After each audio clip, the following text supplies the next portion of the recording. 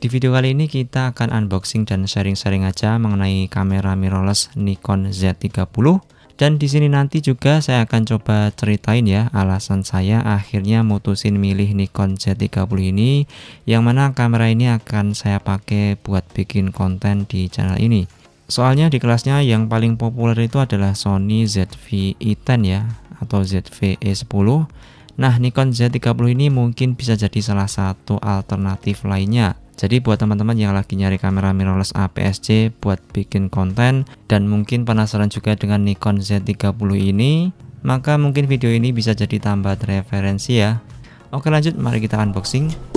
Oke, seperti inilah ya boxnya Nikon Z30 Nikon Z30. Oke, ini kita dapat yang garansi resmi ya, Nikon Z30 seperti ini boxnya. Ini kita pilih yang varian body only. Oke, langsung aja kita buka. Ada nota-nota dan kartu garansi. Oke, kita dapat bonus memori SD card ya, 32 GB seperti ini ya, buku-buku lah. Oke, sini kita akan dapat kabel USB Type-C atau USB-A, kemudian ada baterainya seperti ini, tipenya ENEL25 ya, lalu ada strap, dan terakhir ini dia unit body kameranya. Di sini kita tidak dapat cas ya, di sini kita nggak dapat kepala charger. Oke, langsung aja. Wow, ini dia Nikon Z30. Nggak kecil-kecil banget, tapi ini bobotnya ringan dan gripnya cukup mantap ya. Oke, lanjut kita lensanya ya. Di sini saya juga beli lensanya, tapi bukan lensa kit ya. Oh ya, di sini saya nggak ngambil pilihan lensa kitnya ya. Tapi kalau pengen nyari fleksibilitas atau Z30 ini adalah kamera pertama kalian, saya saranin sih mending pilih yang lensa kitnya dulu aja. Di sini saya nggak ngambil lensa kitnya karena saya masih ada kamera kedua yaitu Sony ZV-1. Jadi mutusin pakai lensa fix ini pengennya biar bisa lebih tajam dan lebih bokeh, tapi tetap bisa shot di dalam ruangan. Akhirnya pilih 24mm f1.7 dari Nikon. 24mm f1.7 ini adalah lensa fix pertama yang dikeluarkan Nikon buat jajaran APS-C Z mount mereka. Sebelum ini cuma ada lensa-lensa zoomnya ya. Sebelum milih 24mm f1.7 ini awalnya pengen di 16mm f1.4 nya Sigma, tapi yang versi Nikonnya ternyata harganya cukup tinggi ya dibanding yang versi Sony. Ternyata lensa wide-nya masih mahal-mahal ya, termasuk juga dari Viltrox yang 13mm f1.4 itu juga masih cukup tinggi harganya. Dan akhirnya pilihan jatuh di Nikon Nikkor 24mm f1.7. Sebenarnya ada pilihan lain ya, yaitu Viltrox 23mm f1.4. Tapi karena harganya beda dikit dengan yang langsung dari Nikon, akhirnya pilih Nikon aja. Oke, ini dia lensanya. Kita pilih yang 24mm f1.7. Ini Nikkor ya, Z. Jadi ini lensa dari Nikon langsung, bukan third party. Dan ini lensa fix 27mm f1.7. Oke, langsung kita buka. Pertama kita dapat lens hood kayak gini, bahannya plastik. Oke, kemudian ada kertas-kertas dan juga kartu garansi, ada stiker warnanya putih kalau kelihatan. Oke, dan ini dia unit lensanya. Wow, ini dia Nikkor Z mount DX2417 0,18 ini minimum fokus, 0,18 meter ya, jadi 18 cm minimum fokusnya. Kemudian ini sama 46 ini ukuran filternya. Wow, ini dia. Kita langsung pasangin aja ya.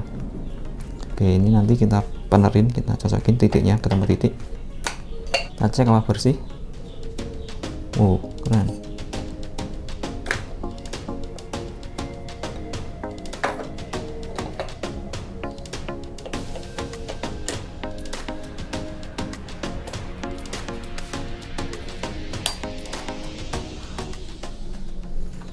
Wow, ini dia Nikon Z30. Langsung kita tes, nyalakan ya. Semoga baterainya masih ada.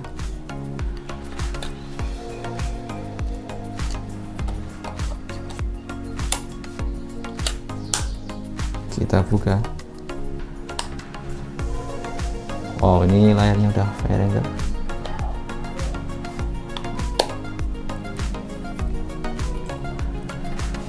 Kita nyalakan. Oke, sip.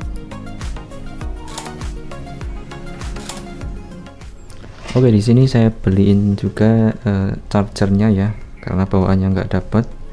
Saya beli charger dan juga baterainya dari Kingma. Nanti kalau yang pengen juga, nanti linknya semua saya taruh di deskripsi ya. Kita beliin dock charger buat baterai dari Nikon ini. Oke, seperti ini. Kita ada 2 buah baterai buat mirrorless-nya Nikon APS-C seperti ini. Kingma tipe EN-EL25 ya. Sedangkan ini dia dock chargernya ya. Nah, ini kayak gini, dan kabel buat ngecasnya, dan ini sudah pakai USB Type C ya, seperti ini. Nah, ini kalau dicas ada indikator baterainya ya. Nah, selanjutnya saya akan sedikit cerita ya, kenapa saya akhirnya mutusin milih Nikon Z30 ini. Sebelumnya tujuan utama saya beli kamera itu adalah untuk bikin video buat nge-review barang gitu ya, untuk channel YouTube ini. Sebelum ini kamera utama saya adalah Sony ZV-1, yang mana itu adalah kamera compact dengan sensor 1 inci. Jadi beli ini itu niatnya buat upgrade ya. Jadi pengen upgrade ke kamera dengan sensor APS-C. Sebelum ke Nikon ini, saya udah pernah nyoba Fujifilm X-S10. Dari kualitas dan hasil, X-S10 sebenarnya luar biasa ya. Gambarnya super tajam dan warnanya juga nyenengin. Tanpa edit udah mateng. Tapi akhirnya saya jual lagi karena kurang sreg dengan performa autofokusnya, khususnya saat rekam objek-objek yang bergerak. Berasa kurang lengket aja trackingnya. Lalu tertarik juga dengan Sony ZV-E10. Dari performa dan hasil, ZV-E10 itu masih top ya, apalagi harganya juga yang paling terjangkau di kelasnya. Tapi alasan saya nggak jadi ke ZV-E10 adalah karena secara menu dan pengoperasian dia masih agak jadul, karena belum full touchscreen dan masih pakai menu Sony yang lama. Dan selain itu juga karena saya udah pakai ZV-1, yang mana secara fitur sangat mirip dengan ZV-E10. Sebenarnya kamera idaman saya adalah Sony ZV-E1 ya, tapi tentu bagi saya masih terlalu mahal. Di bawahnya lagi ada Sony FX30 dan masih mahal juga ini. Lalu ada Sony A6700 yang ini agak nanggung ya karena dia hybrid. Fokus saya kan lebih ke video ya. Sebenarnya sih pengen nunggu penerusnya dari ZV-E10 karena kebetulan saya di kelas ZV-E10 ini berasanya sih udah cukup ya. Tapi sejauh ini ZV-E10 Mark II belum ada kabar akan rilis. Jadi ya setelah lihat review sana sini akhirnya mutusin buat nyobain ke Nikon Z30. Nah, berikut ini beberapa poin-poin menarik dari kamera Nikon Z30 ini setelah saya coba pakai buat bikin konten di channel ini. Pertama dari harga, saat video ini dibuat, Nikon Z30 ini harga body only-nya cuma 9,5 juta. Linknya nanti saya sertakan di deskripsi. Jadi dari harga ini cukup affordable ya. Desainnya juga keren, masih tergolong compact tapi tampangnya berasa gagah. Karena dari build quality-nya berasa mantep banget, walaupun plastik tapi berasa sangat solid. Tombol-tombolnya banyak jadi bisa lebih fleksibel dalam pengoperasian, serta dari layarnya juga udah full touchscreen. Jadi semua menu dan fungsi bisa diakses via touchscreen layarnya juga. Layarnya sendiri juga udah variangle, bisa diputar-putar ke depan, aman ya kalau mau buat ngevlog sendirian. Nikon Z30 ini sensornya punya resolusi 20 megapiksel, video maksimal bisa 4K 30 fps tanpa crop.